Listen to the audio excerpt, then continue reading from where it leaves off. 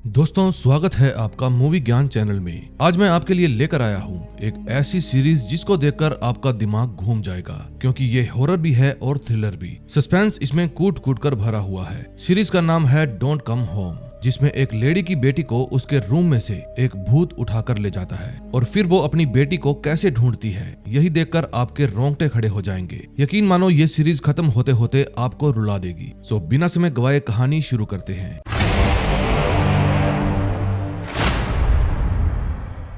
ये है ली। ये अपनी बेटी मिन के साथ अपनी माँ के घर जा रही है, जो कि अरसों से बंद पड़ा है। तभी इसके फोन में इसके पति की कॉल आती है और ये कॉल को पिक नहीं करती, क्योंकि ये उसी से झगड़ा करके आई है। फिर वो अपनी बेटी को कहती है कि हम दोनों छुपन छुपाई खेलेंगे, तुम छुप जाओ, तब तक बाहर मत आना और ना ही किसी को दिखना जब तक मैं ना कहूँ। फिर उसकी बेटी छुप जाती है। ली को डर था कि कोई इसे देख ना ले, और अगर ये बात इसके पति को पता चली तो वो इसकी बेटी को उठा कर ले जाएगा। तभी ली एक पेट्रोल पंप पर अपनी कार रोकती है और कार की टंकी फुल करवा लेती है। फिर वो पास में ही कार खड़ी करती है और स्टोर के अंदर जाकर खाने पीने का सामान लेने चली जाती है। फिर जब वो सामान लेकर कार में वापस आती है तो देखती है उसकी बेटी कार में है ही नहीं। ये देख ली बहुत घबरा जाती है, लेकिन तभी उसकी बेटी डैशबोर्ड के नीचे से निकल कर आती है और अपनी माँ को डरा देती है। फिर वे दोनों अपने सफर पर आगे बढ़ जाते हैं। उसके हस्बैंड का फोन अभी भी बार बार लगातार आ रहा था, लेकिन वो उसे पिक नहीं करती। लगातार ड्राइव करते करते उसे नींद आने लगती है और एक ट्रक के साथ उसका एक्सीडेंट होते होते बचता है।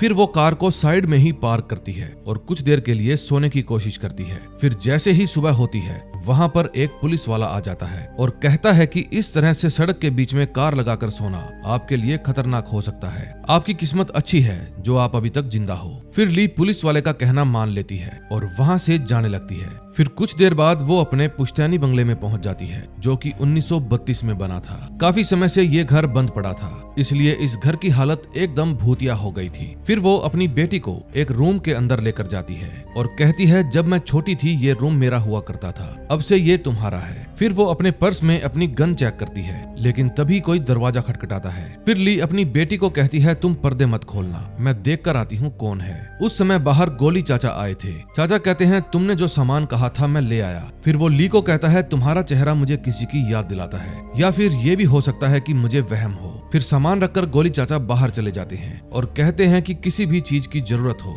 तो मुझे याद कर लेना, मेरा घर पास में ही है। फिर चाचा कहते हैं कि मौसम खराब है, यहाँ जब भी बारिश होती है लाइट चली जाती है। ली कहती है, यहाँ पर एक बड़ा सा जनरेटर भी तो हुआ करता था। चाचा कहते हैं 30 साल हो गए उसे स्टार्ट किए, इसलिए पता नहीं चलता है या नहीं। फिर वो अपनी बेटी मिन के पास जाती है और कहती है, मैंने तुम्हें रोका था ना, पर्दे मत हटाना, फिर तुमने पर्दे क्यों हटाए? मिन कहती है, ये पर्दे मैंने नहीं खोले माँ। फिर ली उसकी बातों पर ज्यादा ध्यान नहीं देती और अपने काम में लग जाती है। उसके बाद वो अपना सामान लेकर अपने रूम में जाती है और अपनी गन को बेड के साइड वाले दराज में रख देती है। अब वहाँ रात हो जाती है। ली टीवी ऑन करके देखती है, लेकिन उसमें सिग्नल नहीं आ रहे थे। फिर वो जैसे ही टीवी बंद करती है, मिन को टीवी में किसी की परछाई दिखती है और फिर वो अचानक से मुड़ के देखती है, लेकिन वहाँ पर कोई भी नहीं था। तभी ली कहती है कि तुम यहीं रुको, मैं खिड़कियां बंद करके आती हूँ, वरना बारिश का पानी घर के अंदर आ जाएगा। लेकिन मिन कहती है, मैं भी आपके साथ चलूंगी। फिर जब ली खिड़कियां बंद करने जाती है तो मिन एक रूम के बाहर खड़ी होकर उसे गौर से देखने लगती है और अपनी माँ से पूछती है, ये लॉक वाला रूम किसका है? ली कहती है, ये तो मुझे भी नहीं पता,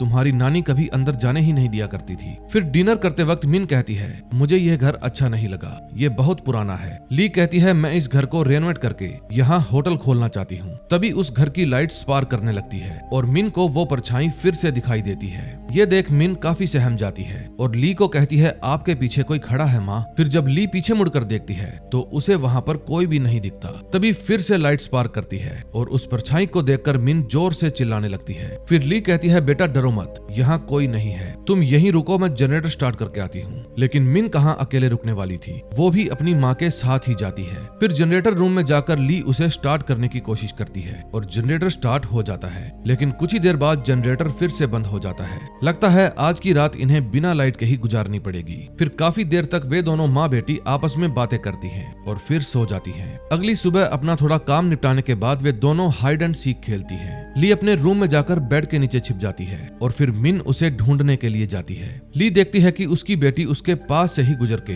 रूम के दूसरे दरवाजे से बाहर चली गई। फिर वो धीरे धीरे उसके पीछे जाने लगती है। तभी उसकी बेटी भागकर स्टडी रूम में घुस जाती है और उस समय उसने एक मास्क भी पहना हुआ था। लेकिन तभी अचानक से वहाँ पर मिन आ जाती है और वो लड़की जिसको वो अपनी बेटी समझ रही थी गायब हो जाती है। अब वो स्टडी रूम भी एकदम खाली हो चुका था, वहाँ कुछ भी सामान नहीं पड़ा था। फिर मिन के पूछने पर उसकी माँ बताती है कि ये तुम्हारा नानी का स्टडी रूम हुआ करता था, लेकिन अभी ये स्टोरेज रूम बन गया है। तभी मिन वहाँ पर पड़ा हुआ एक बॉक्स खोलकर देखती है जिसमें से उसे कुछ पुरानी तस्वीरें मिलती हैं। वहाँ पर कुछ कागज की गुड़िया भी पड़ी थी। फिर ली बताती है कि जब मैं छोटी थी तो इनके ही साथ खेला करती थी। अब फिर से रात हो जाती है। मिन और ली दोनों ही सो रही थी, लेकिन तभी एक डरावनी सी आवाज के कारण मिन की आंख खुल जाती है। फिर ली उसे संभालती है और पूछती है क्या हुआ बेटा। मिन कहती है यहाँ पर अभी भी कोई खड़ा है। फिर ली उसको अपने सीने से लगा लेती है और कहती है तुमने जरूर कोई बुरा सपना देखा होगा, यहाँ पर कोई भी नहीं है। फिर जब सुबह ली की आंख खुलती है तो उसे अपने सामने वही मास्क वाली लड़की दिखाई देती है जो कि उसकी बेटी की तरफ इशारा करती है। फिर ली भागकर अपनी बेटी को विंडो खोलने से मना करती है और कहती है क्यों ना हम आज बीच पर चलें। फिर थोड़ी देर बाद वे दोनों बीच के लिए निकल पड़ती हैं ताकि वहाँ थोड़ा टाइम स्पेंड कर सकें।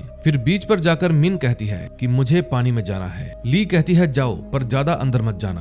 तभी ली गोली चाचा के पास कॉल करती है और पूछती है क्या मेरे घर के आसपास कोई और भी घर है जहाँ बच्चे रहते हों। चाचा कहते हैं बेटा तुम्हारे घर के पास तो मेरा ही घर है। ली पूछती है क्या कोई ऐसा घर है जहाँ 5 साल की बच्ची रहती हो। चाचा कहता है ऐसा तो कोई भी घर नहीं है। क्यों, क्या हुआ? अब इससे पहले कि ली उन्हें कुछ बता पाती उसे अपनी बेटी दिखाई नहीं देती। फिर वो डर जाती है और उसको ढूंढने लग जाती है। उसे डर था कि उसकी बेटी कहीं पानी में ना डूब गई हो। लेकिन तभी उसकी बेटी एक चट्टान के पीछे से निकल कर आती है। फिर ली कहती है अगर तुम ऐसा करोगी तो मैं आगे से तुम्हें यहाँ नहीं लाऊंगी। फिर जब ये दोनों घर जाती हैं तो मिन गुस्से में अपने रूम के अंदर चली जाती है और अपनी बनाई हुई पेंटिंग्स को खराब करने लगती है। फिर ली उससे पूछती है कि तुम ऐसा क्यों कर रही हो। वो कहती है मुझे इस घर में नहीं रहना। तभी ली को फिर से किसी के होने का एहसास होता है। फिर जब वो रूम के बाहर जाकर देखती है तो उसे वही मास्क वाली बच्ची दिखाई देती है। इतने में मिन दौड़कर नीचे चली जाती है और वो मास्क वाली लड़की गायब हो जाती है। फिर ली अपनी बेटी के पीछे पीछे घर से बाहर आ जाती है और पूछती है तुम यहाँ पर क्या कर रही हो। मिन कहती है पेड़ के पीछे कोई खड़ा है माँ। फिर ली अपनी बेटी को समझाती है कि भले ही तुम्हें कोई भी दिखता हो, चाहे तुम उसे जानती ही क्यों ना हो, तुम उससे बात नहीं करोगी और अगर वो बात करने की कोशिश करे तो सीधा मुझे आकर बताओगी और भूल कर भी उस जंगल में मत जाना, वरना तुम खो जाओगी और मुझसे कभी भी नहीं मिल पाओगी। तभी घर के अंदर जाकर वो एक बॉक्स में से अपने बचपन का सामान देखने लगती है जिसमें से उसे वही मास्क मिलता है जो वो लड़की पहन के घूम रही थी। फिर रात को डिनर के समय मिन कहती है मोम मुझे इस घर में नहीं रहना, ये घर अच्छा नहीं है। ली कहती है बेटा आज से यही हमारा घर है। तभी वहाँ फिर से लाइट स्पार्क करती है। मिन को अपनी माँ के पीछे फिर से वही साया दिखता है। साया देखकर वो चिल्लाने लगती है। फिर उसकी माँ उसे समझाती है कि बेटा यहाँ पर सिर्फ लाइट गई है, हम दोनों के अलावा यहाँ पर कोई भी नहीं है। फिर वे रूम में चली जाती हैं। थोड़ी देर बाद लाइट आ जाती है। फिर ली पूछती है बेटा तुम चिल्ला क्यों रही थी। मिन कहती है मुझे आपके पीछे कोई दिखा था। फिर उसकी माँ पूछती है क्या वो छोटी लड़की थी। मिन कहती है नहीं, वो बड़ी थी। फिर वो अपनी बुक में से एक ड्राइंग निकाल कर दिखाती है जो उसने उस साए को देखकर बनाई थी। मिन कहती है ये मुझे सीढ़ियों पर बड़ी घड़ी के पास दिखाई दी थी। फिर रात को ली मिन को सुला देती है और खुद उस ड्राइंग को लेकर नीचे देखने जाती है। फिर अपने घर का थोड़ा काम निपटाने के बाद वो बियर लेकर एक चेयर पर बैठ जाती है और अपने हस्बैंड के बारे में सोच सोच के रोने लगती है क्योंकि यहाँ पर आने से पहले उसने अपने हस्बैंड पर फायर किया था। तभी ली को अपने सामने वही मास्क वाली लड़की दिखाई देती है। फिर जब वो उसके पीछे जाने लगती है तो वहाँ पर बड़ी घड़ी में अलार्म बजने लगता है। उस समय घड़ी में टाइम हुआ था 3:15। तभी ली को अपनी बेटी के चिल्लाने की आवाजें आने लगती है और आवाज सुनकर वो ऊपर की तरफ जाने लगती है। वो देखती है कि उसकी बेटी का बेड हवा में तैर रहा है और तभी अचानक से दरवाजा बंद हो जाता है। उस समय मिन रूम के अंदर अकेली थी। फिर वो बेड से नीचे उतरती है और देखती है कि वो साया उसकी ही तरफ चला आ रहा है। फिर डर के मारे मिन अलमारी में छुप जाती है, लेकिन तभी वो साया उसको अलमारी के अंदर खींच कर ले जाता है। उसके जाते ही दरवाजा खुल जाता है। ली अपनी बेटी को संभालती है और पूरे रूम को अच्छे से चेक करती है, लेकिन उसे अपनी बेटी कहीं भी नहीं मिलती। अब नेक्स्ट एपिसोड में देखेंगे क्या होता है। सेकंड एपिसोड में हम देखते हैं ली अपनी बेटी मिन को पहले घर में ढूंढती है और उसके बाद घर के बाहर भी, लेकिन उसे अपनी बेटी कहीं भी नहीं मिलती। ये है इंस्पेक्टर रोजी। जब इसको खबर मिलती है कि ली नाम की एक लेडी जो 2 दिन पहले ही यहाँ पर आई है, उसकी बेटी गुम हो गई है, तो ये तैयार होकर सीधा उस घर में पहुँच जाती है। ली भी कब से पुलिस के आने का इंतजार कर रही थी। फिर वो देखती है कि इंस्पेक्टर तो खुद ही प्रेग्नेंट है। फिर इंस्पेक्टर पूछती है आपके चेहरे पर क्या हुआ है। ली कहती है एक छोटा सा एक्सीडेंट हुआ था, लेकिन देखने में ये घाव ऐसा लग रहा था जैसे किसी ने इसको पीटा हो। फिर ली इंस्पेक्टर को घर के अंदर ले जाती है। घर के अंदर जाकर इंस्पेक्टर पूरे ही घर को बड़े ही ध्यान से देखती है, क्योंकि हर चीज की डिटेलिंग मायने रखती है। फिर इंस्पेक्टर बैठ जाती है और उसकी स्टेटमेंट नोट करने लगती है। पूछने पर ली बताती है कि मेरी बेटी का नाम मिन है, वजन 17 किलो और हाइट 3.5 फीट, बाल लंबे हैं और मैं उसकी माँ हूँ। इंस्पेक्टर पूछती है कि उसके डैड कहाँ है। ली कहती है काफी साल से हम अलग रह रहे हैं। फिर इंस्पेक्टर ली से मिन की फोटो मांगती है, लेकिन ली कहती है कि मेरे पास उसकी कोई भी फोटो नहीं है। उसकी फोटो मेरे पुराने फोन में थी जो कि गुम हो चुका है। फिर इंस्पेक्टर पूछता है कि आपकी बेटी की कोई तो फोटो आपने फेसबुक या इंस्टाग्राम पे अपलोड की होगी, लेकिन ली कहती है मैं ये सब चीजें नहीं चलाती। फिर इंस्पेक्टर पूछती है जब आपकी बेटी गायब हुई तब उसने क्या पहना हुआ था और टाइम क्या था उस वक्त। ली कहती है उसने नाइट सूट पहना हुआ था और 3 बजे का समय था, क्योंकि उस समय मैं हाल में ही थी और घड़ी में 3 बजे थे। फिर जब इंस्पेक्टर उस घड़ी के पास जाती है तो बताती है कि ये घड़ी तो बंद पड़ी है, इसका मतलब हमें गायब होने का एग्जैक्ट टाइम नहीं मालूम। फिर ली इंस्पेक्टर को बेडरूम के अंदर ले जाती है। बेड की हालत को देखकर इंस्पेक्टर कहती है कल रात यहाँ जो कुछ भी हुआ मुझे डिटेल में बताइए। ली कहती है कल मैं काम करते करते नीचे ड्राइंग रूम में ही सो गई थी। जब 3 बजे घड़ी की आवाज आई तो मेरी जाग खुल गई। उस समय मेरी बेटी मुझे ही बुला रही थी। जब मैं वहाँ पर गई तो मैंने बेड को हवा में उठे हुए देखा, तभी दरवाजा बंद हो गया। फिर जब मैं दरवाजा खोलकर रूम के अंदर गई तो मेरी बेटी वहाँ पर नहीं थी। फिर मैंने उसे घर में और घर के बाहर चारों तरफ ढूंढा, लेकिन वो मुझे कहीं भी नहीं मिली। तभी वहाँ इंस्पेक्टर रोजी के साथ ही पुलिस वाले भी आ जाते हैं और घर में आकर उन सभी चीजों की तस्वीरें खींचने लगते हैं। फिर मार्क घर के बाहर बने रूम के बारे में पूछता है। ली बताती है कि वो जनरेटर रूम है।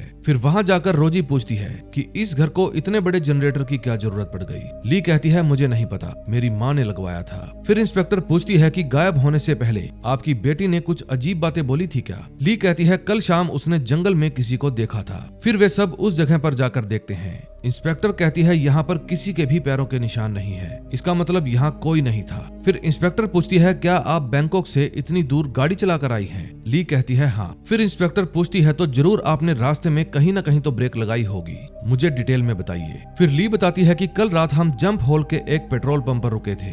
इंस्पेक्टर पूछती है इतनी रात को क्यों आई, क्या किसी से डर के भागी थी? लेकिन तभी वहाँ पर गोली चाचा आ जाते हैं और पूछते हैं यहाँ क्या हो रहा है। पुलिस वाला बताता है कि यहाँ से एक छोटी बच्ची मिसिंग है। चाचा कहते हैं कौन सी छोटी बच्ची, मैंने तो यहाँ पर किसी को नहीं देखा, ली यहाँ पर अकेली आई थी। फिर ली पूछती है क्या आपको मिन याद नहीं है, आपने उसको दूसरी मंजिल की खिड़की में भी देखा था। लेकिन चाचा कहता है मैंने यहाँ पर किसी को नहीं देखा। फिर इंस्पेक्टर पूछती है आखिर बात क्या है, सच सच बताओ। आपके पास अपनी बेटी के होने के कोई भी सबूत नहीं है, यहाँ तक कि कोई फोटो भी नहीं है। आपके पास सिर्फ उसके कपड़े हैं, लेकिन इतना सबूत काफी नहीं है। आप पहले हमें कोई सबूत दीजिए, तभी हम कोई रिपोर्ट फाइल करेंगे।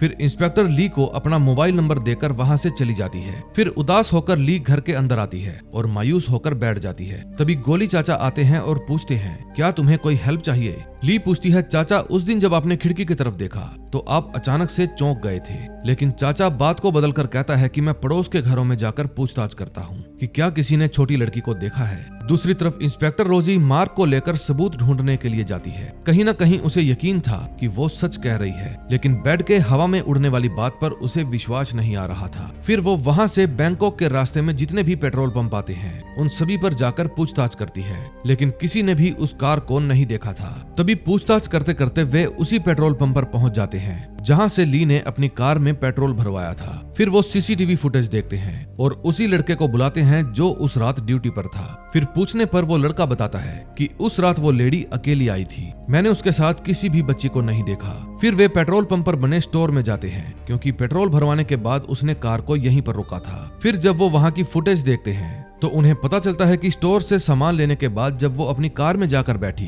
तो एकदम से घबरा गई और किसी को ढूंढने लगी। मार्क कहता है कि हो सकता है ये उसकी इमेजिनेशन हो और ये भी हो सकता है कि उसकी बेटी डैशबोर्ड और सीट के बीच में बैठी हो। फिर अपने ऑफिस में जाकर रोजी उन सीसीटीवी फुटेज के प्रिंट निकालती है, लेकिन तभी वहाँ पर उसका बॉस आ जाता है और उसे अपने ऑफिस में आने के लिए कहता है। फिर जब मार्क धूम्रपान करने के लिए बाहर जाता है तो उसे पता चलता है कि इंस्पेक्टर रोजी का हस्बैंड उसका बॉस ही है। तभी तो वो इतनी जल्दी इंस्पेक्टर बन गई। फिर मार्क उन दोनों ट्रैफिक हवलदारों को डांटता है और कहता है अपने काम से काम रखो और कोई औरत तुमसे आगे निकल गई तो तुम्हें बर्दाश्त नहीं हो रहा। फिर ऑफिस में बुलाकर सुपरिटेंडेंट रोजी से पूछता है कि क्या तुम्हें छुट्टियां नहीं लेनी चाहिए, तुम्हें फालतू स्ट्रेस लेने की कोई जरूरत नहीं है। लेकिन रोजी मना करके वहां से चली जाती है। फिर वो अकेले में जाकर रोने लगती है, शायद ये भी अपने हस्बैंड से खुश नहीं थी। फिर वो अपना मन हल्का करके वापस अपने काम में लग जाती है और ली की डिटेल निकालने लगती है। फिर वो मार्क को बताती है कि उसकी सच में एक बेटी है। मार्क कहता है हो सकता है वो अपनी बेटी को यहाँ पर लाई ही ना हो।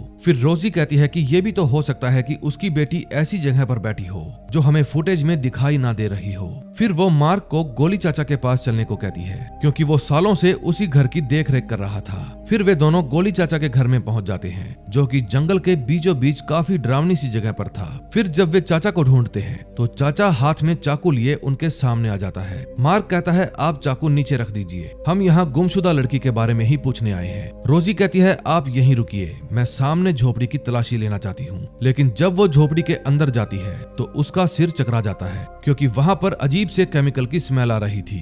फिर मार्क बताता है कि ये एसिड है जो कि रबड़ को सुखाने के लिए काम आता है क्योंकि चाचा पेड़ों से रबड़ निकालने का ही काम किया करता था। फिर पूछताछ करने पर चाचा बताता है कि मैं पहले ली की मॉम का ड्राइवर हुआ करता था और जब से वो बैंकॉक शिफ्ट हुई हैं, तब से मैं ही उनके घर की देखभाल भी करता हूँ, करीब 30 सालों से। फिर वे दोनों चाचा की पुरानी एल्बम देखते हैं जिसमें काफी सारी पुरानी तस्वीरें थी। फिर जब वो उसकी आंख फूटने का कारण पूछती है तो चाचा बताता है कि कोई पागल लड़की थी जो उस फैमिली को नुकसान पहुंचाना चाहती थी, लेकिन मैंने उसे धर दबोचा। फिर उस पागल लड़की ने मेरी आंख के अंदर कांच का टुकड़ा दे मारा और ये निशान उसी की करतूत है। रोजी पूछती है फिर कहाँ गई वो औरत, क्या पुलिस ने उसे पकड़ लिया? चाचा बताता है उसकी जरूरत ही नहीं पड़ी क्योंकि वो उससे पहले ही मारी गई थी। दरअसल वो दूसरी मंजिल से गिरकर मर गई। उस घटना के बाद मैडम अपनी बेटी को लेकर बैंकॉक में शिफ्ट हो गई। तब से लेकर आज तक वो घर यूं ही खाली पड़ा है। फिर रोजी पूछती है चाचा इस फोटो में ये लड़की कौन है? दूसरी तरफ ली टेंशन में आकर काफी सारी बियर पी जाती है। फिर वो दोबारा से अपनी बेटी को ढूंढने लगती है।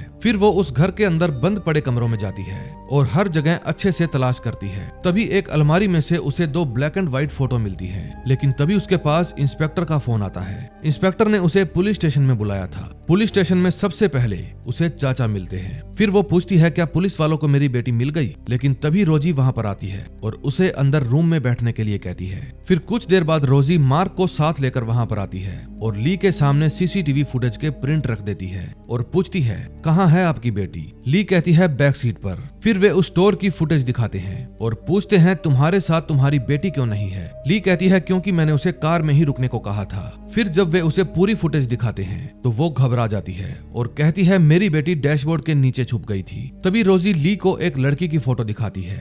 ली कहती है यही तो है मेरी बेटी, आपको ये फोटो कहाँ से मिली? रोजी कहती है ये आपकी बेटी नहीं बल्कि आपकी खुद की बचपन की तस्वीर है। हमारे इकट्ठा किए हुए सबूत से ये बिल्कुल भी साबित नहीं होता कि आप यहाँ अपनी बेटी के साथ आई थी। ये बात सुनकर ली गुस्से से पागल हो जाती है और कहती है कि वो बैक सीट पर बैठी थी। फिर रोजी पूछती है कहीं आपने अपनी बेटी के साथ कुछ किया तो नहीं है? तभी ली को याद आता है कि जब वो अपने हस्बैंड के साथ लड़ रही थी तो उसने अपने हस्बैंड को डराने के लिए एक खाली फायर किया था और वो फायर किया था उसने एक अलमारी पर। उसी अलमारी में उसकी बेटी भी छुपी हुई थी। अब ली को लगता है कि वो गोली उसकी बेटी को नहीं लगी, लेकिन हो सकता है कि शायद ये उसका वहम हो। अब नेक्स्ट एपिसोड में देखेंगे क्या होता है। थर्ड एपिसोड की शुरुआत पास्ट से होती है। ये वो समय था जब ली ने अपने हस्बैंड के ऊपर गन फोर्ड कर रखी थी। ली कहती है मुझे डिवोर्स चाहिए। फिर उसका हस्बैंड कहता है तुम्हें क्या लगता है डिवोर्स लेने के बाद तुम्हारा मुझसे पीछा छूट जाएगा? कहाँ भागोगी मुझसे बचकर? फिर जब वो गुस्सा करने लगता है तो ली उसे डराने के लिए फायर करती है।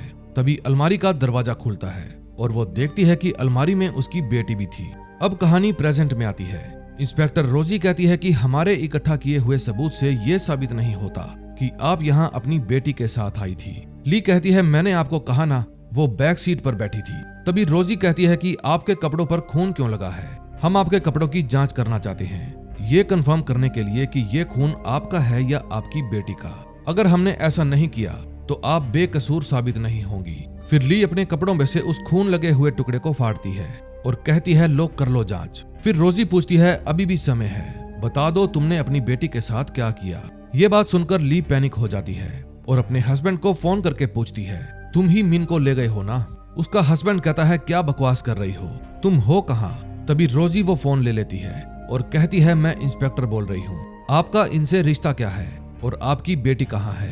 फिर ली का हस्बैंड कहता है ये मेरी वाइफ है, मेरी बेटी इसी के साथ थी, इसी से पूछो वो कहाँ है। रोजी कहती है कि आपकी वाइफ ने एक रिपोर्ट लिखवाई है कि आपकी बेटी गायब हो गई। क्या आप हमें अपनी बेटी की फोटोज भेज सकते हैं? आपकी हेल्प से हम आपकी बेटी को जल्द से जल्द ढूंढ निकालेंगे। फिर ली का हस्बैंड कहता है क्यों, मेरी वाइफ के पास फोटो नहीं है क्या? मेरी वाइफ को बोलो अगर वो अपनी बच्ची को नहीं संभाल पा रही तो घर वापिस आ जाए। फिर इंस्पेक्टर कहती है हमने जो कहा वो करिए, लेक्चर मत दीजिए। ये बात सुनने के बाद जब ली का हस्बैंड अपनी बेटी की फोटो भेजता है तो इंस्पेक्टर देखता है वो हूबहू ली के जैसे ही दिखती थी। फिर रात को पुलिस वाले वहाँ के लोकल लोगों की हेल्प से उस जंगल की छानबीन करते हैं ताकि उन्हें ली की बेटी का कोई सुराग मिल जाए, लेकिन उन्हें मिन का नामो निशान तक नहीं मिलता। फिर वे चलते चलते एक नदी तक पहुंच जाते हैं। तभी रोजी ऑर्डर देती है कि अपनी एक टीम को नदी की ट्रैकिंग करने के लिए भेजो। फिर वो ली को कहती है कि तुम घर जाकर आराम करो और ये काम पुलिस पर छोड़ दो। फिर चाचा कहते हैं आराम तो आपको भी करना चाहिए, जब तक आपकी टीम यहाँ है मैं उनके साथ हूँ, आप जाइए। फिर वापस जाते समय रोजी कहती है तुम्हारी बेटी बिल्कुल तुम्हारे जैसी है, तुमने अपने घर से भागकर बिल्कुल सही किया, मुझे तो तुम्हारे पति की गलती लगती है। इतने में वहाँ तेज बारिश होने लगती है और वे दोनों भागकर जल्दी से घर पहुंचती हैं। फिर ली रोजी को बाथरूम के बारे में बताकर खुद खुली हुई खिड़कियां बंद करने चली जाती है, लेकिन रोजी बाथरूम में जाने की बजाय उस जगह को अच्छे से चेक करने लगती है। तभी उसे एक रूम के बाहर ताला लगा हुआ मिलता है। फिर वो ली को अपने पास आने को कहती है। जब ली उसके पास आने लगती है तो उसके पीछे पीछे वही साया भी आ रहा था, लेकिन रोजी के पास कॉल आने के कारण वो उस साये को देख नहीं पाती। वो फोन मार्क का था। मार्क बताता है कि हमें एक बॉडी मिली है। रोजी पूछती है किसकी बॉडी है वो। मार्क कहता है देख कर बताता हूँ, लेकिन जब वो वहाँ पर जाकर देखता है तो बताता है कि किसी जानवर की है। फिर रोजी फोन काट के उस बंद पड़े रूम के बारे में पूछती है। फिर ली अपने पास मौजूद चाबियों से उस रूम को खोलने की कोशिश करती है, लेकिन उस लॉक में कोई भी चाबी काम नहीं करती। फिर रोजी बाहर जाकर अपनी कार में से एक रोड निकाल कर लाती है और उसकी हेल्प से उस दरवाजे का लॉक तोड़ देती है। वहाँ पर एक बेसमेंट बना हुआ था। फिर वे दोनों धीरे धीरे उस बेसमेंट के अंदर जाने लगती हैं। वो साया भी उस समय उन दोनों के ही पीछे खड़ा था। उस जगह कोई भी लाइट नहीं थी, काफी ज्यादा अंधेरा था। फिर नीचे जाकर रोजी जब कपड़ा हटाकर देखती है तो उसे वहाँ पर एक मशीन मिलती है। रोजी पूछती है ये किस चीज की मशीन है। ली कहती है मुझे नहीं पता, शायद ये रूम मेरी माँ ने बनवाया होगा। तभी उनको फर्श पर खून के धब्बे भी दिखाई देते हैं। उसको चेक करते करते उनकी नजर एक कवर्ड की हुई किसी बड़ी सी चीज पर जाती है। फिर वो उसे अनकवर करके देखते हैं। उसके अंदर एक छोटा सा शीशे का रूम बना हुआ था, जिसके शीशे टूटकर बिखरे हुए थे। फिर उसको चेक करते करते रोजी पूछती है तुम्हारी माँ आखिर है कौन। दूसरी तरफ पुलिस वाले ली के घर के आसपास का सारा इलाका छान मारते हैं, लेकिन उन्हें मिन कहीं भी नहीं मिलती। फिर रोजी अपनी टीम को उस बेसमेंट में बुला लेती है और फिर वो सब मिलकर वहाँ की अच्छे से छानबीन करते हैं। रोजी पूछती है क्या यहाँ पर कोई आया था। ली कहती है मुझे नहीं पता, मैं इस घर में पूरे 30 साल बाद आई हूँ और इस रूम में तो पहली बार आई हूँ। तभी उन्हें उस शीशे वाले रूम के ऊपर एक बड़ी सी मशीन और एक अजीब सा निशान दिखाई देता है। फिर वो ठीक उसके ऊपर वाले रूम में जाते हैं। वहां जाकर रोजी कालीन हटाकर देखती है, वही सेम निशान यहाँ पर भी बना हुआ था। फिर वो ऊपर देखती है तो वही सेम निशान छत पर भी बना हुआ था। इसके बाद वे सब और ऊपर वाले रूम में जाते हैं जो कि मिन का रूम था। वो निशान वहां पर भी बना हुआ था, लेकिन एक अलमारी के नीचे। ये वही अलमारी थी जिसके अंदर से मिन गायब हुई थी। फिर रोजी मार्क को कहती है बाथरूम में जाकर देखो, क्या वहां पर बच्ची का टूथब्रश है। फिर मार्क जाकर मिन का ब्रश लेकर आता है और उसे डीएनए टेस्ट करवाने के लिए भेज देता है। अपनी बेटी को याद करके ली बहुत परेशान हो जाती है। फिर रोजी कहती है आप आराम कर लीजिए, पुलिस अपना काम कर रही है। फिर वहां से नीचे जाते वक्त रोजी को वोमिट आने लगती है। तभी उसकी नजर गेट पर खड़ी हुई एक कार पर जाती है। रोजी पूछती है ये कार किसकी है। मार्क कहता है काफी महंगी गाड़ी है, किसी गांव वाले की तो नहीं लगती। लेकिन इतने में वो कार वहां से चली जाती है। फिर शाम को मार्क ली के पास जाता है और कहता है कि हमने गांव वालों के साथ मिलकर पूरे इलाके को अच्छे से चेक किया है, लेकिन हमें आपकी बेटी कहीं भी नहीं मिली। हमें नहीं लगता आपकी बेटी जंगल में कहीं खोई है। फिर बाहर जाकर मार्क सभी को शुक्रिया कहता है और अपने अपने घर जाने के लिए कहता है। फिर रात को ली जब अपने रूम में थी तो उसे बाहर से किसी के चलने की आवाज आती है। फिर वो बाहर जाकर आवाज देती है, बेटा मिन क्या तुम हो? लेकिन तभी उसे दरवाजे के खुलने की आवाज आती है। आवाज सुनकर वो घबरा जाती है और जल्दी से इंस्पेक्टर रोजी के पास कॉल करती है। जब रोजी फोन उठाती है तो ली बताती है कि मेरे घर में कोई घुस आया है। रोजी कहती है आप छुपने के लिए कोई जगह ढूंढिए, हम अभी वहां पर पहुंच रहे हैं। फिर ली कहती है कि वो मेरी बेटी भी तो हो सकती है। इंस्पेक्टर कहती है अगर कोई और हुआ तो क्या करोगी? ली कहती है मेरे पास गन भी है, मैं उसे शूट कर दूंगी। फिर वो आवाज का पीछा करते करते नीचे जाती है और देखती है कि एक विंडो हवा के कारण आवाज कर रही थी, लेकिन ये वो आवाज नहीं थी जिसका पीछा करते करते वो यहाँ पर आई थी। वो आवाज नीचे तय खाने में से आ रही थी। इंस्पेक्टर रोजी अभी भी फोन पर थी और लगातार उससे सवाल कर रही थी कि क्या तुम्हें कोई मिला? लेकिन तभी अचानक से उसकी बेटी की आवाज आती है। आवाज सुनकर वो डर जाती है और नीचे गिर जाती है। फिर वो उठती है और आवाज का पीछा करते हुए ऊपर चली जाती है। वहां उसे अपनी बेटी मिल जाती है जो कि दीवार के साथ खड़ी होकर काउंटिंग कर रही थी। लेकिन करीब जाने पर पता चलता है कि वो उसकी बेटी नहीं बल्कि वही मास्क वाली लड़की है। फिर ली उसका पीछा करती है और उसके पीछे पीछे एक रूम में चली जाती है। उस रूम के अंदर जितना भी सामान था सब हवा में लटक रहा था। फिर वो उस रूम के अंदर पड़ी अलमारी को खोलती है और अपनी बेटी को आवाज देती है, लेकिन तभी वही मास्क वाली लड़की आकर उसको खींचकर अपने साथ ले जाती है। वहां से ली हवा में तैरती हुई उसी कांच के कमरे में आकर गिरती है और जैसे ही उठती है अपने सामने एक लेडी को खड़े हुए देखती है। अब नेक्स्ट एपिसोड में देखेंगे ये लेडी कौन थी। फोर्थ एपिसोड की शुरुआत पास्ट से होती है। समय है 1991। ये जो छोटी लड़की है इसका नाम है विक्टोरिया और जो उसके बाल बना रही है वो उसकी माँ है। तभी विक्टोरिया की माँ के पास एक फोन आता है। फोन पर जो भी था वो कहता है कि आपको अर्जेंट आना होगा क्योंकि पावर प्लांट में कुछ गड़बड़ हो गई है। फिर विक्टोरिया की माँ तुरंत घर से निकल पड़ती है। फिर वो अपने ड्राइवर को कहती है जल्दी पावर प्लांट ले चलो। फिर उनके निकलते ही विक्टोरिया भागकर बाहर आती है और अपनी माँ से कहती है हमें बीच पर जाना था। फिर उसके पापा कहते हैं बेटा हम फिर कभी चलेंगे, आज तुम्हारी माँ को कुछ काम है। तभी अपने काम पर पहुंचकर विक्टोरिया की माँ पावर प्लांट का जायजा लेती है और अपने असिस्टेंट को प्रॉब्लम का पता लगाने के लिए कहती है। फिर कुछ देर बाद जब वो पावर प्लांट की प्रॉब्लम फिक्स करके जब उसको ऑन करके देखती है तो उसे वहां अजीब से बादल दिखाई देते हैं। फिर जब वो उसके पास आती है तो उस बादल में से उसके ही जैसी टूटी हुई सैंडल आकर गिरती है। फिर घर जाकर वो स्टडी करती है कि ऐसा कैसे हो सकता है। तभी उसके पास विक्टोरिया आती है, लेकिन वो अपनी बेटी को कहती है मैं थोड़ा बिजी हूँ, तुम मुझे काम करने दो। फिर उसके पापा उसके पास आते हैं और कहते हैं बेटा काम के कारण तुम्हारी माँ का मूड खराब है, तुम अभी सो जाओ। तभी रात को झगड़े की आवाज से विक्टोरिया की आंख खुल जाती है और वो देखती है कि उसके पापा उसकी माँ को डांट रहे थे कि तुम्हें अपनी बेटी का ध्यान रखना चाहिए, सारा दिन काम में बिजी नहीं रहते। फिर जब विक्टोरिया वहां पर आती है तो उसकी माँ रोने लगती है। फिर नेक्स्ट डे वे तीनों घूमने के लिए जाते हैं। विक्टोरिया की माँ किसी अलग ही प्रोजेक्ट पर काम कर रही थी जो कि पूरा ना होने की वजह से उसका मन खराब रहता था। वो अपनी फैमिली के साथ तो होती थी लेकिन उसका दिमाग अपने काम में ही होता था। फिर जब उसका पति उसे फिर से टोकता है तो वो गुस्से में आकर कार को रोकने के लिए कहती है। फिर वो कार से नीचे उतर जाती है ताकि उसका गुस्सा थोड़ा शांत हो जाए, लेकिन तभी अचानक से एक ट्रक आता है और उनकी कार को उड़ा देता है। उस एक्सीडेंट में उसका हस्बैंड और उसकी बेटी विक्टोरिया दोनों ही मारे जाते हैं। अपनी फैमिली के उजड़ जाने के बाद विक्टोरिया की माँ और भी ज्यादा परेशान रहने लगती है। अब वो बिना समय की परवाह किए अपने काम में लगी रहती थी और अपनी फैमिली को याद करके रोती रहती थी। फिर डॉक्टर भी उसे समझाता है कि जो कुछ भी हुआ उसे भूल जाओ, उसमें तुम्हारी कोई भी गलती नहीं थी, वो सिर्फ एक एक्सीडेंट था। लेकिन विक्टोरिया की माँ कहती है जो कुछ भी हुआ मेरी वजह से हुआ क्योंकि मैंने ही वो कार वहां पर रुकवाई थी। फिर वो परेशान होकर आत्महत्या करने के लिए जाती है। जब वो डैम की दीवार पर चढ़ने लगती है तो उसकी सैंडल टूट जाती है, लेकिन फिर भी वो दीवार पर चढ़ जाती है। तभी वो देखती है वही सेम बादल फिर से आ गया। तभी उसकी वो टूटी हुई सैंडल उस बादल के अंदर गिर जाती है और फिर वो बादल गायब हो जाता है। फिर उसे वही सीन याद आता है जब वो टूटी हुई सैंडल उसके पास आकर गिरी थी। वो समझ जाती है कि वो मेरी ही सैंडल थी।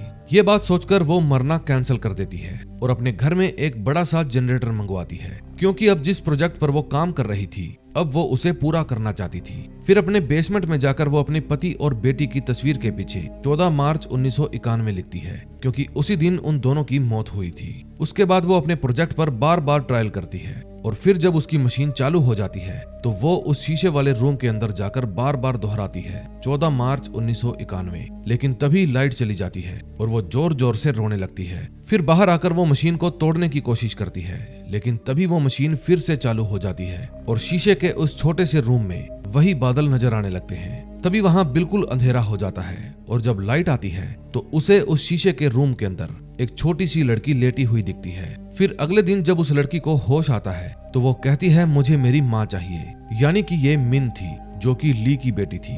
फिर वो उठकर पूरे घर को छान मारती है, लेकिन उसे कहीं भी अपनी माँ नजर नहीं आती। फिर वो घर के बाहर जाकर रोने लगती है।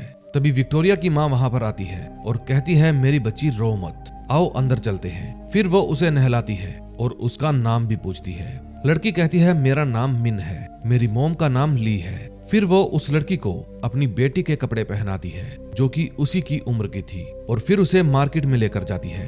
मार्केट में जाकर वो मिन के लिए बहुत सारी खरीदारी करती है क्योंकि उसे मिन में अपनी बेटी नजर आती थी। फिर मिन वही कागज की डॉल लेने की जिद करती है जिसके साथ वो अपनी माँ के साथ खेला करती थी। फिर वो अपने लिए एक मास्क भी लेती है। फिर जब वे घर जाते हैं तो ड्राइवर पूछता है मैडम जी ये बच्ची कौन है? मैडम कहती है ये मेरी भांजी है, इसके पेरेंट्स इसे मेरे पास छोड़ गए हैं। फिर रात को डिनर करते वक्त मिन फिर से मैडम के पीछे देखती है क्योंकि अक्सर उसे वहां पर परछाई दिखा करती थी, लेकिन अब की बार ऐसा कुछ भी नहीं था। फिर मिन कहती है मुझे मेरी माँ से बात करनी है।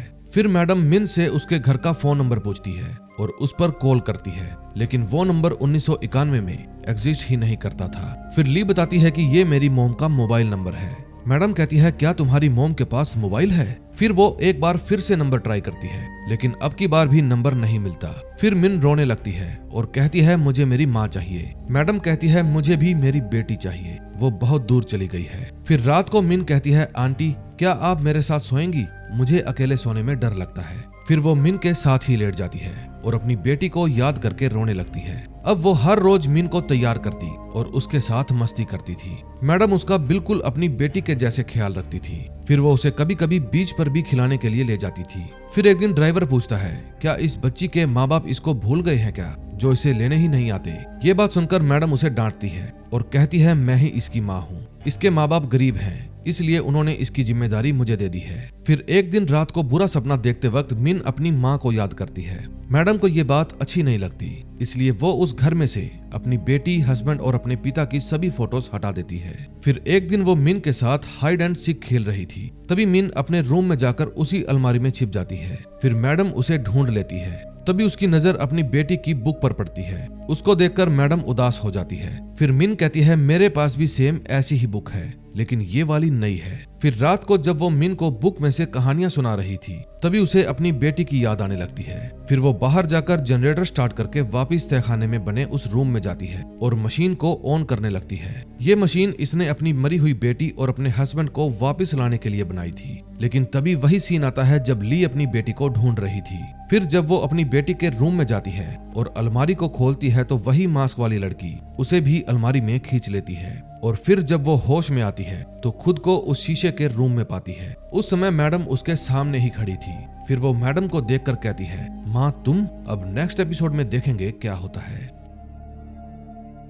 5th एपिसोड की शुरुआत भी पास्ट से होती है। ये वो समय था जब इंस्पेक्टर रोजी के पास ली की कॉल आती है। ली कहती है इंस्पेक्टर मेरे घर में कोई घुस आया है। फिर इंस्पेक्टर तुरंत ही अपने घर से निकल पड़ती है और ली को कहती है कि कोई अच्छी सी जगह ढूंढकर वहां पर छुप जाओ, हम लोग आ रहे हैं। फिर इंस्पेक्टर लगातार उससे बात करती जा रही थी, लेकिन तभी फोन पर ऐसी आवाज आती है जैसे ली के साथ कुछ हुआ हो और तभी फोन पर आवाज आनी बंद हो जाती है। फिर जैसे ही इंस्पेक्टर ली के घर पहुंचती है तो दरवाजा खटखटाती है, लेकिन कोई भी दरवाजा नहीं खोलता। फिर इंस्पेक्टर विंडो के जरिए घर के अंदर दाखिल हो जाती है। तभी हर भूतों की फिल्म के जैसे उसे पानी के टपकने की आवाज आती है। फिर वो बाथरूम में जाकर नल को टाइट बंद कर देती है। फिर वो ली को ढूंढते ढूंढते दोबारा कॉल करती है, लेकिन फोन की वाइब्रेशन की आवाज आसपास से ही आ रही थी। तभी उसे ली का फोन वहीं पर पड़ा हुआ मिल जाता है। इतने में वहां पर और भी पुलिस वाले आ जाते हैं। अब कहानी प्रेजेंट में आती है। जब ली को होश आता है तो वो अपनी माँ को अपने सामने खड़ी हुई देखती है, लेकिन उसकी माँ उसे पहचानती ही नहीं।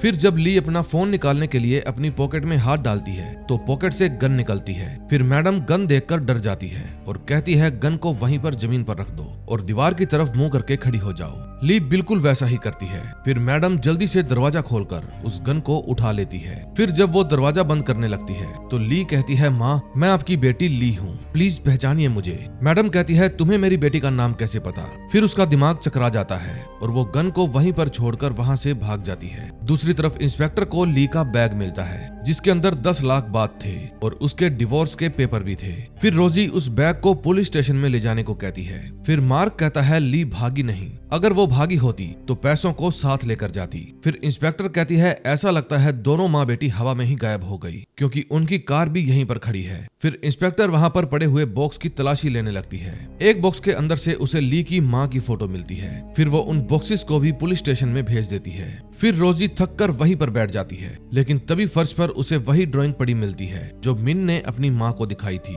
और कहा था कि मुझे बार बार यही औरत दिखाई देती है। तभी वहाँ गोली चाचा भी आ जाता है और पूछता है यहाँ क्या हो रहा है। रोजी कहती है तुम्हारी मालकिन भी गायब हो गई है, लेकिन कहाँ गायब हुई बस यही पता लगाना है। फिर वो पूछती है कि चाचा पुराने मालिक तहखाने का क्या इस्तेमाल करते थे? आपको तो पता ही होगा उन्होंने तहखाने में कैसी लैब बना रखी थी। फिर चाचा बताता है पुरानी मालकिन प्रोफेसर थी और यहाँ के हाइड्रो इलेक्ट्रिक डैम की इंजीनियर भी थी। पता नहीं वो क्या एक्सपेरिमेंट कर रही थी। जब 30 साल पहले वो यहाँ से गई तब से लैब में ताला लगा है। तभी वहाँ मार्क 2 तस्वीरें लेकर आता है और चाचा से पूछता है ये कौन है। फिर चाचा बताता है कि ये लड़की मैडम की असली बेटी है और ये उनके पति 30 साल पहले एक एक्सीडेंट में दोनों ही मारे गए थे। दूसरी तरफ मैडम ली के लिए कुछ खाना लेकर आती है और दरवाजा खोल के खाने का सामान उस रूम के अंदर रख देती है और पूछती है मुझे ये बताओ तुम यहाँ आई कैसे?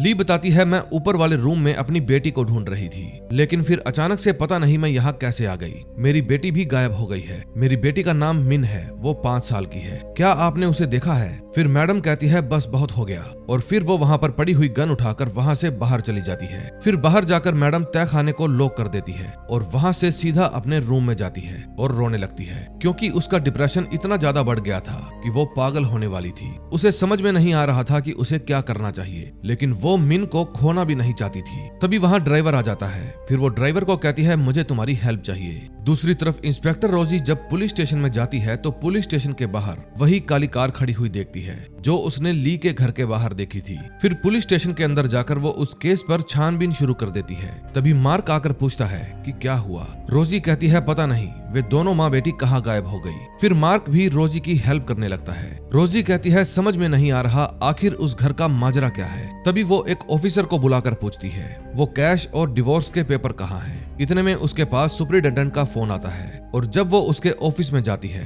तो वो बताते हैं कि ये है ली के हस्बैंड कर्नल यूथिचाई। क्या इनकी गुमशुदा बेटी के बारे में कुछ पता चला? फिर रोजी कहती है अकेली इनकी बेटी ही नहीं, इनकी वाइफ भी गायब है। मैंने उनके घर और बाहर का चप्पा चप्पा छान मारा, लेकिन वे दोनों मुझे कहीं भी नहीं मिली। फिर रोजी सूटकेस की तरफ देखकर कहती है ये सूटकेस मुझे वहीं से मिला है, इसलिए सबूत के तौर पर ये मुझे वापस चाहिए। लेकिन कर्नल कहता है ये मेरा चुराया हुआ रुपया है, चुराया हुआ रुपया मालिक को वापस मिलना चाहिए या नहीं। फिर रोजी कहती है कि इसका मतलब आपको अपनी बीवी और बेटी से ज्यादा पैसों की चिंता है। फिर कर्नल कहता है क्या इस प्रेग्नेंट औरत के सिवा आपके पास कोई और काबिल ऑफिसर नहीं है? ये औरतें तो ऐसे ही काम करती हैं। फिर रोजी कहती है कि हम गुमशुदा को ढूंढते हैं, ना कि उनको गायब करते हैं। क्या मैं जान सकती हूँ आप इस शहर में कब आए? क्योंकि गायब होने से पहले आपकी वाइफ ने मेरे पास कॉल की थी। उन्होंने बताया था कि उनके घर में कोई घुस आया है और कल शाम को मैंने आपकी काली गाड़ी उसके घर के बाहर ही देखी थी। कर्नल कहता है इसका मतलब अब आप मुझ पर ही शक कर रही हैं। फिर सुपरिटेंडेंट कहते हैं कल रात ये मेरे ही साथ थे, अब आप जा सकती हैं। फिर जब वो वहाँ से जाने लगती हैं, तो पीछे से कर्नल कहता है मुझे वो बच्ची वापस नहीं चाहिए क्योंकि वो मेरी बेटी है ही नहीं। फिर इंस्पेक्टर रोजी एविडेंस रूम में जाती है और वहाँ पर पड़ी हुई फाइलों को चेक करने लगती है। तभी उसे वहाँ 25 मई 1992 की एक फाइल दिखती है। ये फाइल भी उसी घर से रिलेट करती थी। फिर जब वो उस फाइल को खोलकर देखती है तो उसके अंदर उसे एक रिवॉल्वर की फोटो दिखती है। फिर वो उस केस में जो एविडेंस मिले थे उस बॉक्स को खोलकर देखती है, उसके अंदर एक गन थी। दूसरी तरफ वो ड्राइवर ली के पास आकर बैठ जाता है। ली कहती है प्लीज तुम मुझे यहाँ से बाहर निकालो, लेकिन ड्राइवर तो यहाँ पर सिर्फ उसकी निगरानी करने के लिए आया था। फिर ली बेहोश होने की एक्टिंग करती है। उसको देखकर ड्राइवर डर जाता है और जल्दी से उस रूम को खोलने लगता है, लेकिन तभी ली उसको धक्का देकर गिरा देती है और वहां से भागकर बाहर जाने लगती है। उस समय उसकी बेटी मैडम के साथ हाइड एंड सीक खेल रही थी। उस तहखाने का दरवाजा लॉक होने के कारण ली बाहर ही नहीं जा पाती, लेकिन दरवाजा खटखटाती रहती है। दरवाजे की आवाज सुनकर मिन उस दरवाजे के सामने आकर खड़ी हो जाती है। फिर ली अपनी बेटी मिन को देख लेती है, लेकिन इतने में ड्राइवर ली को पकड़कर वापस ले जाता है। तभी वहाँ मैडम भी आ जाती है और पूछती है यहाँ क्या हो रहा है। मिन कहती है मैंने अभी अभी इस दरवाजे के अंदर किसी को देखा था। फिर मैडम कहती है इस कमरे में बहुत सी खतरनाक चीजें हैं, आइंदा यहाँ पर कभी भी मत आना, जाओ ऊपर जाकर मेड के साथ खेलो। फिर उसके जाने के बाद मैडम खुद तहखाने का दरवाजा खोलती है और ड्राइवर को कहती है इसे यहाँ से दूर ले जाओ, ये यहाँ वापस कभी नहीं आनी चाहिए। दूसरी तरफ इंस्पेक्टर रोजी उस रिवॉल्वर को अपने साथियों के पास लेकर जाती है और उसकी डिटेल पूछती है। एक ऑफिसर बताता है कि ये रिवॉल्वर सन 2000 के आसपास ही बनी होगी, लेकिन इंस्पेक्टर पूछती है फिर ये गन 1992 वाले केस में एविडेंस बॉक्स के अंदर क्या कर रही है। मार्क कहता है ये तो इम्पॉसिबल है, ऐसा हो ही नहीं सकता। फिर वे दोनों उस होटल में जाते हैं जहां पर कर्नल रात को ठहरा था और वहां जाकर वे रात की सीसीटीवी फुटेज देखते हैं। फुटेज के अकॉर्डिंग सुपरिटेंडेंट यानी कि रोजी का हस्बैंड कर्नल से मिलने के लिए इस होटल में आया था। फिर वो डाइनिंग एरिया का भी सीसीटीवी चेक करती है और उसमें एक और ही बात सामने आती है कि उन दोनों ने अपनी रात रंगीन बनाने के लिए 2 लड़कियां बुलाई थी। उनको देखकर रोजी का मूड ऑफ हो जाता है और उसे अपने हस्बैंड से नफरत होने लगती है। फिर वो गुस्से में आकर अपनी कार में जाकर बैठ जाती है। फिर जब मार्क वहां पर आता है तो वो मार्क को कहती है मुझे कोई काम याद आ गया है, प्लीज तुम खुद ही चले जाना। फिर मार्क कहता है प्लीज ये सब बंद कर दीजिए, मैं आपको इस तरह से परेशान नहीं देख सकता। रोजी कहती है क्यों, तुम मेरे कमांडिंग ऑफिसर हो क्या जो मुझ पर इस तरह हुक्म चलाओगे। फिर ये बात सुनकर मार्क कहता है आई एम सॉरी मैडम, ये गलती दोबारा नहीं होगी। दूसरी तरफ ड्राइवर ली को अपनी कार में बिठाकर कहीं लेकर जा रहा था। फिर वो ली की गन अपने डैशबोर्ड में रख देता है। ली समझ जाती है कि ये मुझे ठिकाने लगाने ले जा रहा है। फिर वो ड्राइवर का ध्यान भटका देती है और कार का एक्सीडेंट हो जाता है। फिर कुछ देर बाद जब ली को होश आता है तो वो कार से बाहर निकलती है और खुद को आजाद करवा लेती है। तभी रेडियो में चल रही न्यूज से उसे पता चलता है कि इस समय वो 1992 में है। फिर वो पैदल ही घर की तरफ भागने लगती है। जंगल से होती हुई वो घर के पास पहुंच जाती है और उसी पेड़ के पीछे जाकर खड़ी हो जाती है जहां मिन को कोई दिखा था। तभी मिन भी खेलती हुई वहां पर आ जाती है और अपनी माँ को देख लेती है, लेकिन इतने में ड्राइवर आकर ली को बेहोश कर देता है और अपने साथ ले जाता है। तभी मैडम वहां पर आती है और मिन को कहती है तुम यहाँ क्या कर रही हो, चलो अंदर चलते हैं। उस समय मिन को अपनी माँ का चेहरा ठीक से नहीं दिखा था, इसलिए वो उसके बारे में कोई भी सवाल नहीं पूछती। अब लास्ट एपिसोड में देखेंगे क्या होता है। लास्ट एपिसोड में हम देखते हैं वो ड्राइवर ली को घायल करके उसे घसीट कर ले जाने लगता है। फिर वो ली को अपने कंधे पर उठाकर वापस उसी जगह पर ले जाकर बंद कर देता है। दूसरी तरफ इंस्पेक्टर रोजी के पास उसके एक कोलीग का फोन आता है। वो बताता है जो गन आपने हमें दी थी वो 2006 में ली के हस्बैंड के नाम पर रजिस्टर्ड है। फिर वो अपने पिता के पास जाती है और उनको वो फाइल दिखाकर पूछती है क्या ये केस आपको याद है। रोजी का बाप कहता है हाँ याद है, लोग कहते हैं उस घर में भूत रहता है। फिर रोजी पूछती है जो आदमी उस घर की रखवाली करता है क्या आप उसे जानते हैं। उसके पिता बताते हैं हाँ मैंने उसको एक बार जेल में डाला था, उसने कहीं से लकड़ियों की चोरी की थी, फिर उसके मालिक ने उसे छुड़वा लिया, उसके बाद से उसकी कोई भी कंप्लेंट नहीं आई। फिर वो एक और फोटो दिखाती है और पूछती है ये औरत कौन है। उसके पिता कहते हैं ये थी कोई पागल औरत, ये उस घर की मालकिन को मारने वाली थी, लेकिन बेचारी खुद ही छत से गिरकर मर गई। फिर रोजी पूछती है कि आपने उस औरत की कोई डिटेल ऐड क्यों नहीं की, कौन थी, कहां से आई थी। फिर उसके पिता कहते हैं मैं शुरुआत करता भी तो कहां से करता, उसके पास ना तो कोई आईडी थी और ना ही किसी तरह के कोई दस्तावेज, उसके पास सिर्फ एक गन थी। फिर रोजी उस गन की फोटो दिखाती है और पूछती है क्या ये वही गन है। उसके पिता कहते हैं हाँ ये वही गन है। फिर रोजी कहती है ऐसा कैसे हो सकता है क्योंकि ये गन 2006 में रजिस्टर्ड है। उसके पिता कहते हैं तुम्हारा दिमाग खराब है क्या, ये गन मैंने 1992 में बरामद की थी, मुझे लगता है तुम मुझसे लड़ाई करने आई हो। मुझे याद है विक्टिम के हाथ में एक कागज भी था जिसके ऊपर एक नंबर लिखा हुआ था, पता नहीं वो किस चीज का नंबर था।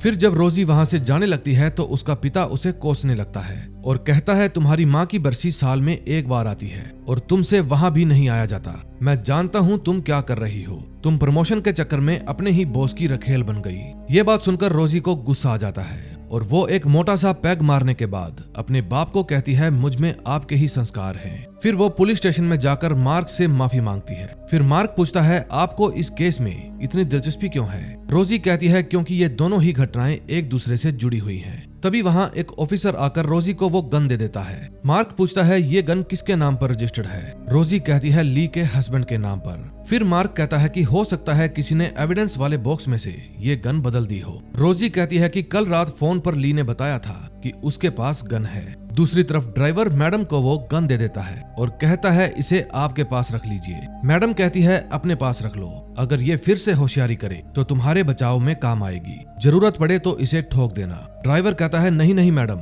मैं ये काम नहीं करूंगा। लेकिन मैडम कहती है तुम्हें ही हमारी रक्षा करनी होगी। तभी थोड़ी देर बाद ली को होश आ जाता है। फिर वो ड्राइवर से पूछती है मैंने ऐसा क्या कर दिया जो आप लोगों ने मुझे कैद कर रखा है। ड्राइवर कहता है तूने मेरी गाड़ी पलट दी, ये क्या कम है। ली कहती है क्योंकि तुम मुझे मारने वाले थे। ड्राइवर कहता है नहीं, पागल वागल हो क्या, मैं तो तुम्हें पुलिस स्टेशन ले जाने वाला था, पता नहीं तुम कहां से आई हो और गन लेकर सीधा हमारे घर में घुस गई। मैं जानता हूं तुम यहां लूट के इरादे से आई थी। फिर ली कहती है ये सब बकवास है। फिर वो बताती है कि मैं भविष्य से आई हूँ, मैं तुम्हारी मालकिन की बेटी हूँ। फिर ड्राइवर कहता है कि मालकिन की बेटी का तो पिछले साल देहांत हो गया था। ये रही उसकी तस्वीर। दूसरी तरफ इंस्पेक्टर रोजी दोनों ही केसों को एक दूसरे के साथ जोड़ने की कोशिश कर रही थी। तभी वो अपनी डायरी में से वही पेंटिंग निकालती है जो मिन ने बनाई थी और उसको डेड बॉडी के साथ मिलाकर देखती है जो कि बिल्कुल सेम थी। फिर वो बताती है कि मेरे डैड ने कहा था, उसके पास एक पर्ची भी थी जिसके ऊपर कोई फोन नंबर लिखा था। फिर वो उस पर्ची को चेक करती है और कहती है ये नहीं हो सकता, इस वक्त भी वो घर में ही है लेकिन इस समय में नहीं है। ये कहकर वो वहाँ से चली जाती है। दूसरी तरफ मिन और मैडम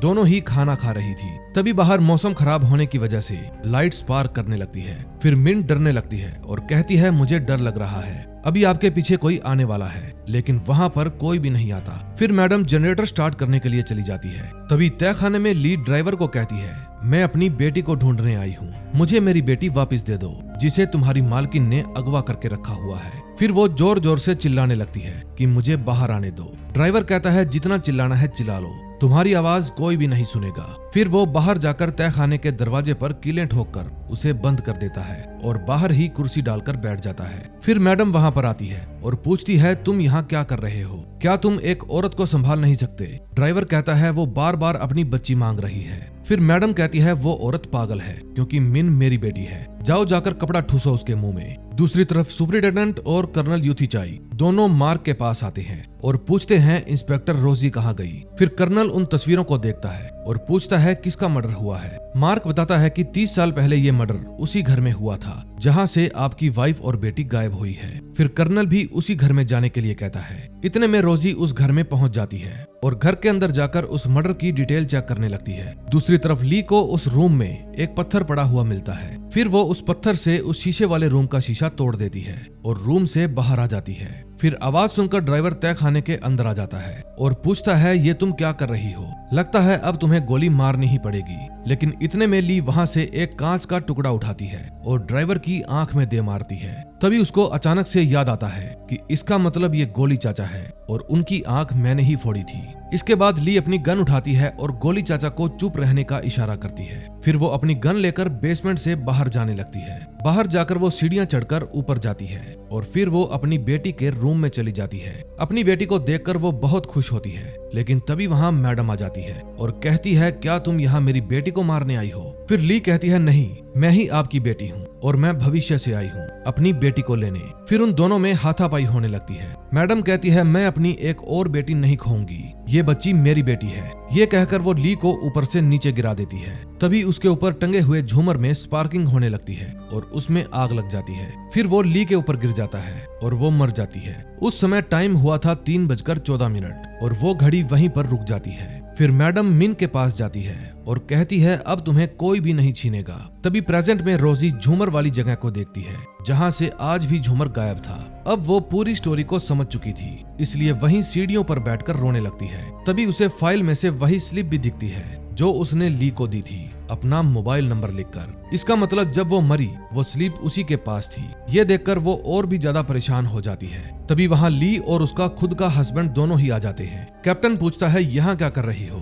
फिर रोजी गुस्से में आकर उसे पीटने लगती है और कहती है तू सिर्फ कमजोरों पर ही हाथ उठा सकता है हराम के पिल्ले। फिर उसका हस्बैंड उसे रोकता है और कहता है तुम जानती नहीं ये कौन है, अब मैं तुम्हारी कोई भी हेल्प नहीं कर पाऊंगा। रोजी कहती है आपसे हेल्प मांगी किसने है, तुम लोग कसम खाते हो ना दूसरों की रक्षा करने की, क्या ऐसे होती है दूसरों की रक्षा, मैं खुद अपनी रक्षा कर सकती हूँ। फिर रोजी वहाँ से बाहर चली जाती है। फिर जब मार्क उसके पीछे आने लगता है तो रोजी उसे मना कर देती है। तभी 1992 में जब ली मरी तो ये केस एक पुलिस ऑफिसर को सौंप दिया गया और ये पुलिस वाला कोई और नहीं बल्कि इंस्पेक्टर रोजी का बाप था। उसी के ऑफिसर्स को ली की पॉकेट से वो स्लिप मिली थी जिसके अंदर इंस्पेक्टर रोजी का फोन नंबर था। उस समय मैडम और उसकी मेड वहीं पर मौजूद थी। फिर उनके ही बयान पर ली पर इल्जाम लगाया गया कि ये हथियार लेकर इस घर में घुसी और डकैती करने की कोशिश की। तभी प्रेजेंट में मार्क के पास एक ऑफिसर आता है और उसे डीएनए रिपोर्ट देता है। रिपोर्ट देखकर मार्क चौंक जाता है। अब इंस्पेक्टर रोजी भी एक बच्चे को जन्म देती है। फिर वो डॉक्टर को बर्थ सर्टिफिकेट पर पिता का नाम लिखने से मना कर देती है। फिर जब उसके पास उसके हस्बैंड सुपरिटेंडेंट का फोन आता है तो वो फोन कट कर देती है और उनको ब्लॉक कर देती है। फिर जब उसे हॉस्पिटल से छुट्टी मिलती है तो मार्क बताता है कि डीएनए रिपोर्ट आ गई है, बहुत अजीब है, हमने टेस्ट के लिए लैब में 3 सैंपल भेजे थे और अकॉर्डिंग टू रिपोर्ट्स वे तीनों सैंपल्स एक ही इंसान के हैं, यानी कि ली, उसकी बेटी मिन और 1992 में जो लेडी मरी थी वे तीनों एक ही हैं। फिर रोजी कहती है जो भी हुआ हम उसे चेंज नहीं कर सकते और ये कहकर वो वहाँ से जाने लगती है। फिर मार्क कहता है अगर आपको कभी भी जरूरत पड़े तो मुझे बेझिझक कॉल कर लेना, आप जहाँ भी जाओगी मैं अपना ट्रांसफर वहीं पर करवा लूंगा। फिर रोजी कहती है तुम मुजरिमों के पीछे जाओ, मैं बिल्कुल ठीक हूँ और फिर वो बाय कहकर वहाँ से चली जाती है। ली की मिसिंग होने की केस फाइल अभी भी उसी के पास थी। फिर वो अपनी ड्यूटी पर जाती है। ये केस तो रोजी ने सॉल्व कर लिया था लेकिन शायद किसी और को समझा नहीं पाएगी, क्योंकि अगर वो किसी को समझाने की कोशिश भी करेगी तो सब लोग उसे पागल ही समझेंगे। दरअसल हुआ क्या था ये मैं आपको समझाता हूँ। ली की मौत के बाद मैडम अपनी बेटी को डॉक्टर के पास लेकर गई। डॉक्टर ने बताया कि इसको कोई गहरा सदमा पहुंचा है, इसीलिए ये बोल नहीं पा रही, लेकिन धीरे धीरे ये ठीक हो जाएगी। फिर अपने घर पर आकर मैडम उस मशीन को नष्ट कर देती है ताकि कोई और भविष्य से प्रेजेंट में ना आ पाए। ये काम वो अपनी बेटी को खोने के डर से कर रही थी। अब मैडम मिन को अपने साथ लेकर हमेशा हमेशा के लिए इस घर से दूर जाने वाली थी, लेकिन जाने से पहले वो अपनी बेटी का नाम बदलकर ली रख देती है, क्योंकि मैडम अपनी असली बेटी को प्यार से ली कहकर बुलाया करती थी। फिर जब मैडम अपनी बेटी को कार में बिठाकर वहाँ से जाने लगती है तो घर की विंडो में कोई खड़ा खड़ा उन दोनों को देख रहा था और वो कोई और नहीं बल्कि ली की आत्मा थी जो कि हमेशा के लिए इस घर में कैद हो गई। अभी भी वो अपनी बेटी मिन को ही पुकार रही थी, लेकिन मैडम मिन को अपने साथ लेकर चली जाती है। अब धीरे धीरे मिन यानी ली बड़ी हो जाती है, जो कि अभी भी मैडम के साथ ही रहा करती थी। मैडम अब बूढ़ी हो गई थी, लेकिन फिर भी वो अपनी बेटी से बेइंतहा मोहब्बत करती थी। अब बड़ी होकर ली जर्नलिस्ट बन जाती है और उसकी मुलाकात होती है कर्नल यूथीचाई से। फिर उसकी कर्नल यूथीचाई से शादी हो जाती है। अब उसकी माँ बहुत ज्यादा बीमार रहने लगी थी और हॉस्पिटल में एडमिट थी। ली हर रोज उनसे मिलने जाया करती थी। फिर एक दिन उसकी माँ अपना मानसिक संतुलन खो देती है और अपनी ही बेटी को ना पहचान कर उसे मारने की कोशिश करती है, लेकिन तभी उसे वही सीन याद आता है जब उसने उस घर में ली का गला पकड़ा हुआ था और फिर वो अपनी बेटी को छोड़ देती है। फिर वो अपनी बेटी को कहती है कभी भी भूल कर भी उस घर में मत जाना। मिन यानी ली समझ नहीं पाती कि उसकी माँ ऐसा क्यों कह रही है। फिर एक दिन उसकी माँ की मौत हो जाती है और उसकी याद में ली बहुत रोती है। अब उसका पारिवारिक जीवन भी सही नहीं चल रहा था। हर रोज उसके और उसके हस्बैंड के झगड़े होते थे। फिर कुछ समय बाद ली एक खूबसूरत बेटी को जन्म देती है जिसका नाम वो मिन रखती है, लेकिन उन दोनों पति पत्नी के झगड़े अभी भी शांत नहीं हो पा रहे थे। ली का पति हर रोज उसे पीटा करता था और अक्सर चोट के निशान वो मेकअप से छुपा दिया करती थी। फिर एक दिन वो अपनी बेटी को कहती है हम लुका छुपी खेलते हैं, तुम छुप जाओ और तब तक बाहर मत आना जब तक मैं तुम्हें ढूंढ ना लूं। फिर ली अपना सूटकेस तैयार करती है क्योंकि वो अपने हस्बैंड को छोड़कर जाने वाली थी, लेकिन जब उसका हस्बैंड उसे रोकता है तो वो उस पर गन फोड़ कर देती है। फिर वो अपने हस्बैंड को डराने के लिए खाली फायर करती है जो कि एक अलमारी में जाकर लगता है। उसकी बेटी भी उस समय उसी अलमारी में छुपी हुई थी, जो कि डर के मारे रो रही थी। फिर ली अपनी बेटी को लेकर हमेशा के लिए अपने हस्बैंड से दूर चली जाती है और अपनी माँ के घर पहुंच जाती है, जहां उसे नहीं जाना चाहिए था। और इसी के साथ इस सीरीज का एंड हो जाता है। मुझे उम्मीद है मैंने ये सीरीज आपको बहुत ही अच्छे तरीके से एक्सप्लेन कर दी होगी। सो अगर आपको ये सीरीज अच्छी लगी हो तो प्लीज वीडियो को लाइक करके चैनल को सब्सक्राइब कर दें। आपके एक सब्सक्राइब करने से मुझे बहुत खुशी मिलेगी। हम मिलेंगे ऐसी ही और मजेदार सीरीज के साथ। Till then, bye bye.